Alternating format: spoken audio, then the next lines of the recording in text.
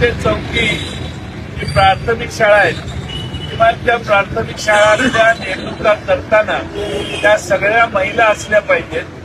त्या महिला शिपाई पण महिला असाव्यात आणि शिक्षिका पण महिला असाव्यात, मुख्याध्यापक पण महिला असाव्यात. असं जर केलं तर अशा गुन्ह्यामध्ये बरीच कमतरता येण्याची शक्यता आहे.